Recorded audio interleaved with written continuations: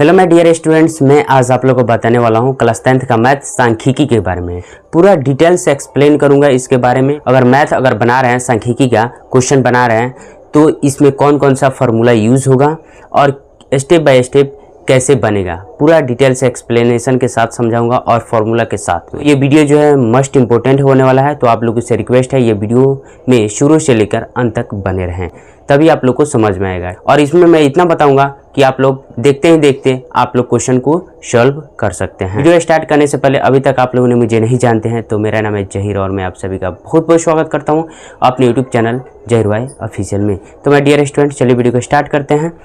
तो सबसे पहले हम लोग जानेंगे सांख्यिकी। आप लोग देख सकते हैं सांख्यिकी, जिसको स्टैटिक्स बोलते हैं, ठीक है ना।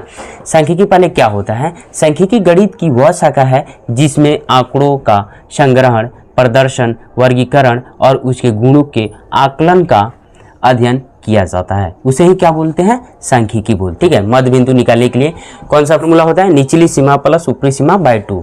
ये निचली सीमा और ऊपरी सीमा क्या होता है? मानिए वर्ग अंतराल, सपोज वर्ग अंतराल हम मान लेते हैं 0 से 10, ठीक है, और 10 to 20, 20 to 30, ठीक है। तो ये आपका निचला सीमा हो गया और ये आपका ऊपरी सीमा हो गया, ठीक है। यही इसमें भी ये निचली सीमा, ये ऊपरी सीमा, ये निचली सीमा, ये ऊपरी सीमा, ठीक है। तो मध्य बिंदु निकालने के लिए क्या करते हैं? निचली सीमा प्लस ऊपरी सीमा को जोड़ के 2 से भाग दे देते हैं, तो आपका मध्य बिंदु निकल जाएगा। अब हम लोग देख लेते हैं वर्ग आकृति या वर्ग बराबरता। ये क्या होता है? इसको इंग्लिश में क्लास फ्रीक्वेंसी बोलते हैं। किसी वर्ग या विशेष की सीमाओं में आने वाले पदों की संख्या उस वर्ग विशेष की आकृति या बराबरता कहलाती है। बराबरता को F से डिनोट करते हैं। माध्य परिकलित करने के लिए सूत्र यानी फॉर्मूला ऑफ कैलकुलेटिंग मीन। माध्य निकालने के लिए कौन कौन सा फॉर्मूला होता है?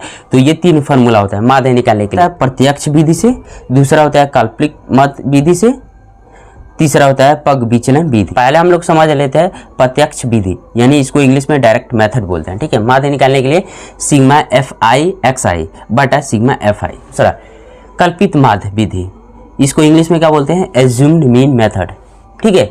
इसको एज्यूम करके बनाया जाता है, ठीक है ना। माध्य निकालने के लिए A plus sigma FI XI बटा सिग्मा FI, जहाँ A इसमें क्या है? कल्पित मध्य है, D कल्पित मध्य से विचलन है, और तीसरा होता है पग विचलन विधि यानी स्टेप डेविएशन मेथड। में माध्य निकालने के लिए कौन सा फॉर्मूला यूज करेंगे? माध्य equal to A plus sigma FI UI बटा सिग्मा FI इंटू H, जहाँ A क्या है? कल्पित माध्य है, H क्या है? वर्ग माप, तथा UI इक्वल टू क्या होता है? XI माइनस A बटा H है। तो माय डियर स्टूडेंट्स, अब हम लोग देख लेते हैं वर्गीकृत आंकड़ों का बहुलक, मोड ऑफ ग्रुपेड डाटा इंग्लिश में बोलते हैं। हम जानते हैं कि बहुलक, इंग्लिश में बहुलक को क्या बोलते हैं? मोड बोलते हैं, MOD, मोड मतलब बहुलक। दिए हुए प्रेक्षणों में वह मान होता है जो सबसे अधिक बार आता है, यानी बार बार आता है, ठीक है। अर्थात उस प्रेक्षण का मान जिसकी बराबरता अधिकतम होती है, सबसे ज़्यादा रहेगा, ठीक है, बहुलक कहलाता है। बहुलक का फॉर्मूला क्या होता है? बहुलक को इंडिकेट कैसे करते हैं? M0 से करते हैं, ठीक है। फॉर्मूला क्या होता है? L plus F1 minus F0 बटा 2F1 minus F0 minus F2 into H होता है, जहाँ L बहुलक वर्ग की निचली निम्न सीमा है, H वर्ग अंतराल की माप, F1 बहुलक वर्ग की बराबरता, F0 बहुलक वर्ग के ठीक पहले वाले वर्ग की बराबरता, F2 बहुलक वर्ग की ठीक बाद में आने वाले वर्ग की बराबरता है। वर्गीकृत आंकड़ों का माध्यक या माध्यिका इंग्लिश में मीडियन ऑफ ग्रुपेड डाटा बोलते हैं। हम जानते हैं कि माध्यक यानी इंग्लिश में माध्यक को क्या बोलते हैं? मीडियन। मीडियन मीन्स माध्यक होता है। तो हम जानते हैं कि माध्यक यानी मीडियन केंद्रीय प्रवृत्ति का ऐसा मापक है जो आंकड़ों में सबसे बीच के प्रेक्षण का मान होता है। ये जब भी आएगा ना, ये बीच में आएगा। वर्गीकृत आंकड़ों का माध्यक ज्ञात करने के लिए पहले इन्हें आरोही क्रम यानी असेंडिंग ऑर्डर, आरोही क्रम को इंग्लिश में क्या बोलते हैं? Ascending order.